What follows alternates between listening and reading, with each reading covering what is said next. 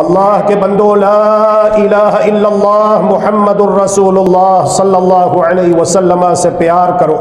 لا الہ الا اللہ محمد الرسول اللہ صلی اللہ علیہ وسلم سے محبت کرو۔ یہ زندگی جو اللہ رب العزت نے آپ کو دی ہے، اسے لا الہ الا اللہ محمد الرسول اللہ صلی اللہ علیہ وآلہ وسلم کے مطابق گزارو۔ لا الہ الا اللہ محمد الرسول اللہ صلی اللہ علیہ وسلم کی شرطوں کا علم حاصل کرو اور اس کے تقاضے پورے کرو، تاکہ جب ہماری موت آئے تو ہمارا خاتمہ لا الہ الا اللہ محمد الرسول اللہ صلی اللہ علیہ وسلم پر ہو جائے۔ یہ اتنا پیارا کلمہ ہے، اتنا عظیم الشان کلمہ ہے۔ ایک یہودی لڑکا، یہودی غلام بیمار ہو جاتا ہے، پیارے پیغمبر علیہ الصلاۃ والسلام رفیع المقام ہیں، اللہ اکبر، اور دنیا کی مصروف ترین شخصیت ہیں، اور آپ کی سب سے بڑی مصروفیت اللہ رب العالمین کے دین کی دعوت کا کام کرنا ہے۔ پوری دنیا میں اسلام کو نافذ کرنا ہے، یہ مشن لے کر آپ تشریف لائے۔ لیکن آپ کی سنت مبارکہ یہ ہے، جب آپ کے علم میں آتا کہ کوئی بیمار ہے تو پیارے پیغمبر علیہ الصلاۃ والسلام اس کی عیادت کے لیے تشریف لے جاتے، اس کی بیمار پرسی کرتے، اس کی تیمارداری کرتے، حتیٰ کہ اگر کوئی کافر، کوئی غیر مسلم بھی بیمار ہو جاتا تو پیارے پیغمبر علیہ الصلاۃ والسلام اس کی تیمارداری کے لیے بھی تشریف لے جاتے۔ یہودی لڑکا، اب یہودی جو ہے وہ کافر ہیں، اگر کلمہ نہیں پڑھتے تو جہنم میں جائیں گے، دوزخ میں جائیں گے۔ لیکن آپ غور فرمائیے کہ یہودی لڑکا بیمار ہو جاتا ہے،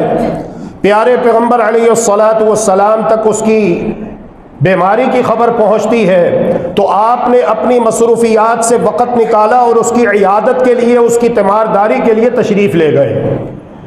اس کے پاس بیٹھے ہوئے ہیں، لڑکا چونکہ یہودی ہے، پیارے پیغمبر علیہ الصلاۃ والسلام اسے دعوت توحید پیش کرتے ہیں، اسلام قبول کرنے کی دعوت پیش کرتے ہیں۔ وہ لڑکا اپنے والد کی طرف دیکھتا ہے، والد نے کہا اطع ابا القاسم، بیٹا میری طرف کیا دیکھتے ہو، ابو القاسم کی بات مان لو، وہ تمہیں اسلام قبول کرنے کی دعوت دے رہے ہیں تو تم اسلام قبول کر کے حلقہ بگوش اسلام ہو جاؤ، دائرہ اسلام میں داخل ہو جاؤ۔ اس لڑکے نے اسلام قبول کیا، اور جس کا طریقہ کار یہ ہے کہ گواہی دو، اشہد ان لا الہ الا اللہ و اشہد ان محمد الرسول اللہ، اور اس کے چند لمحے کے بعد نزع کی کیفیت اس کے اوپر طاری ہو جاتی ہے، موت کی سختیاں اس کے اوپر طاری ہو جاتی ہیں، اور تھوڑی ہی دیر میں دیکھتے ہی دیکھتے وہ فوت ہو جاتا ہے اور اس کے جسم سے روح پرواز کر جاتی ہے۔